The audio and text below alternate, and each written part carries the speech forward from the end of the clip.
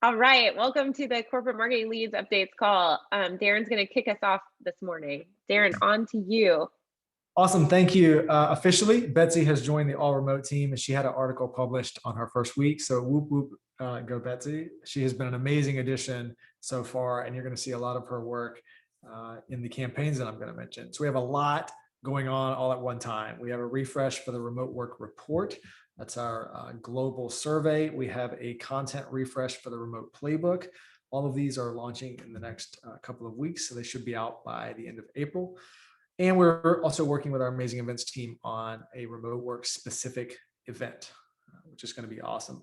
Jessica's been doing an amazing job owning our campaign growth, and she's going to be working to make sure there's segmentation. We now have so many things that we want to make sure it all ladders up into an awesome new umbrella. All Remote's next group conversation is April 20th. I want to share some teasers here. Handbook traffic overall is up 40% year over year and 44% since March of 2020. Danielle pulled that stat out. Thanks, Danielle. And that's largely driven by All Remote. That has been a very popular part of the handbook. It's been pretty amazing to see that roll in.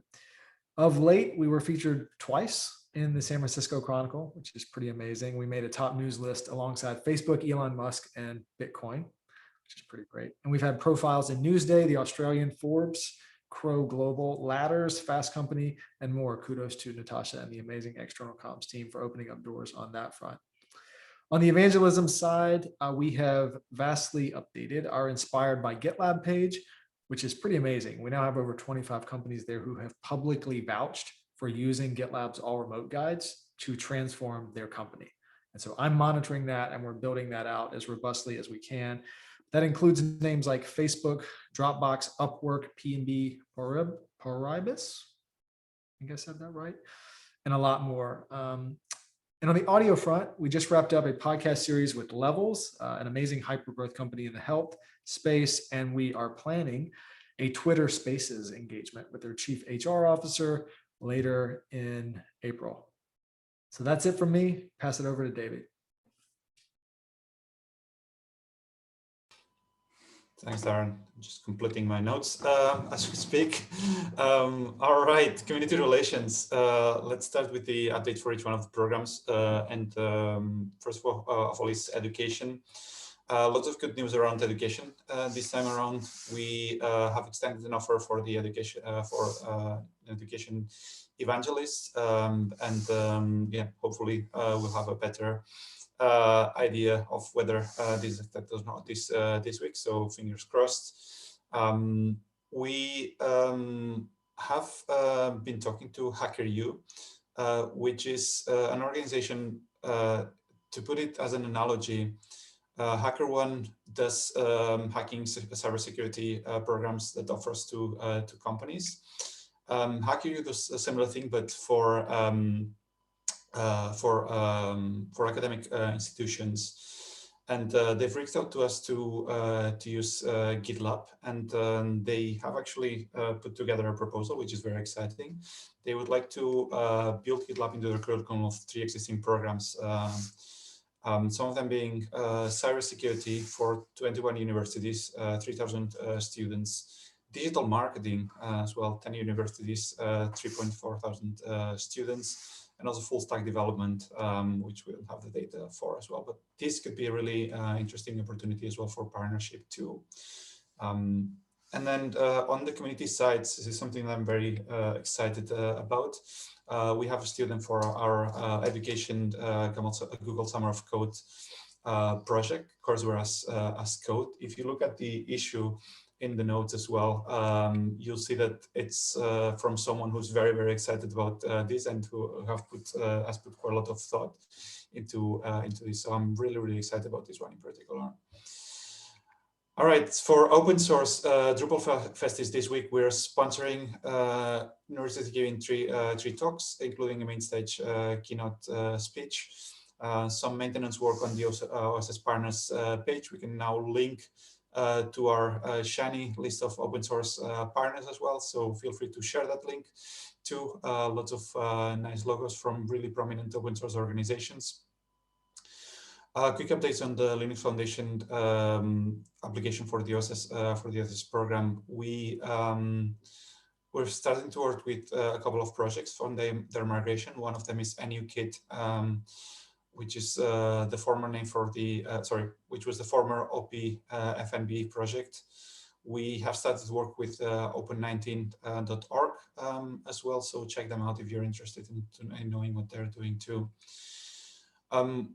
On to further updates from OSS partners. We're looking at other ways to support Debian. We are considering, and we'll probably do it, deprecating financial sponsorship for the native GitLab package as well. We're also trying to work closer with the CNCF.ci group for them to use to become part of the open source program as well. This has been a bit of a difficult conversation because of responsiveness mostly. So we're trying to bring everyone in the loop.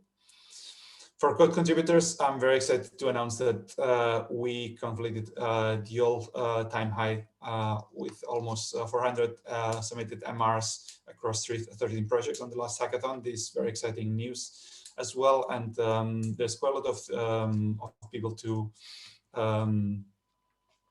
shout out to as well. Not just Christos Vakarakis, who was leading this, but also the comms team, social team in particular, who helped us amplify this, MR coaches, quality engineering team, and many other people too. We're continuing to work on the code contributor user funnel as well, so expect to see some updates as well on the upcoming OKRs too. For developer evangelism, one thing that I'd recommend is if you have access to this document, just go on the document, have a look at the updates. I'm actually going to do a summary of the summary because there's so much going on.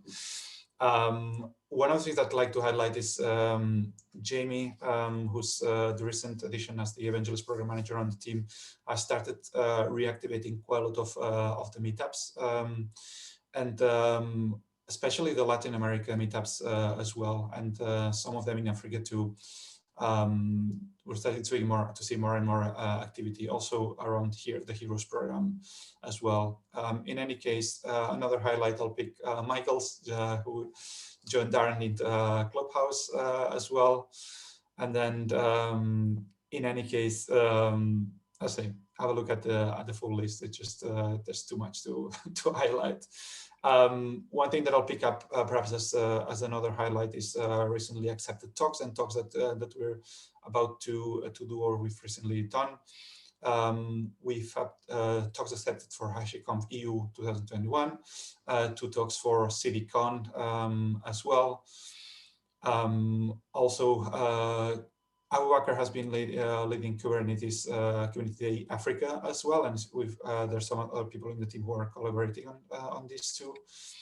Gitbot Community Day is something that we're engaging with as well. And then I think perhaps the last update is Michael's lots and lots. Everyone can contribute cafes going on. And I think with this, I'll hand it over to Emily with corporate events and brand.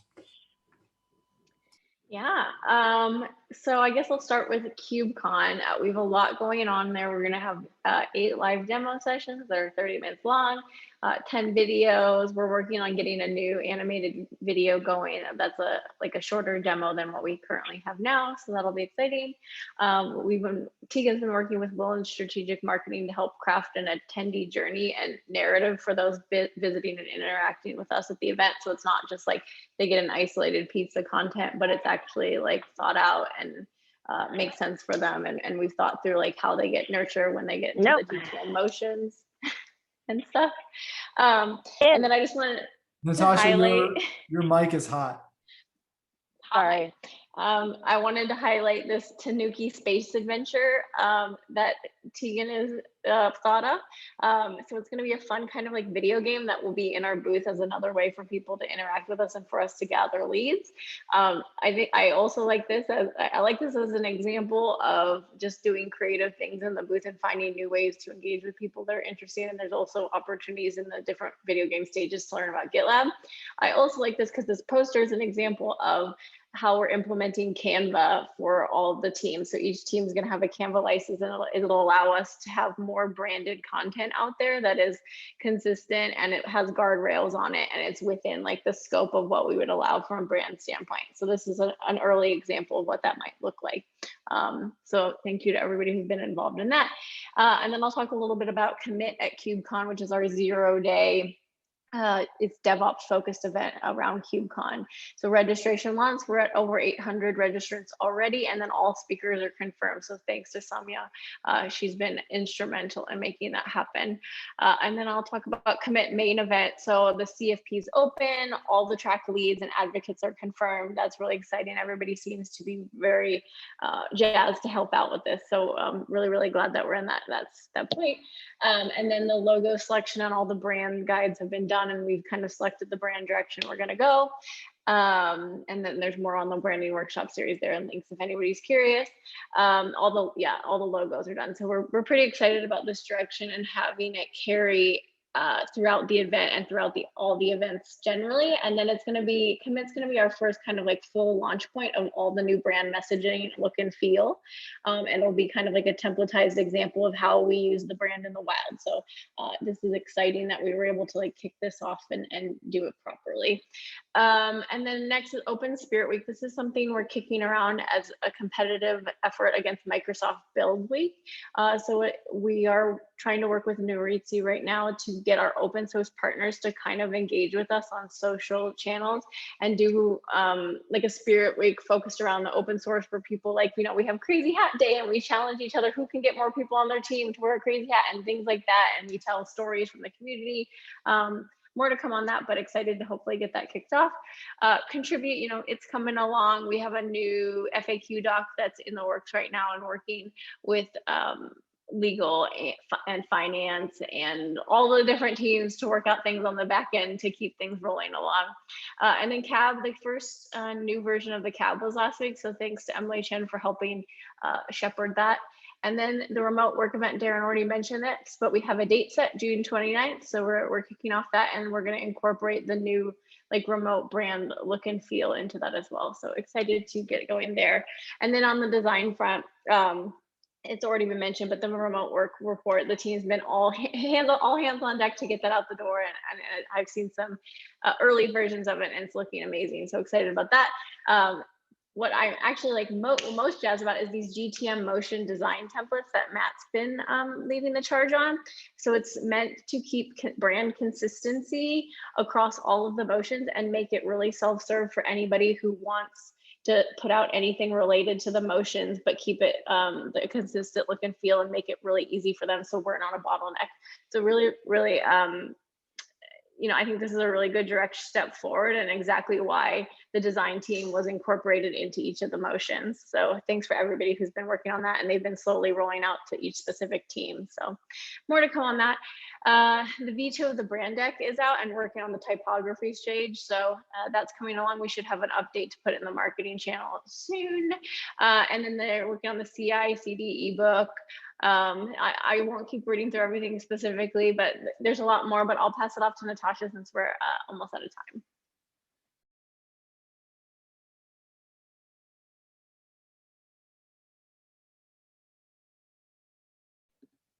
Natasha, you may have to unmute now because I put you on mute for background noise.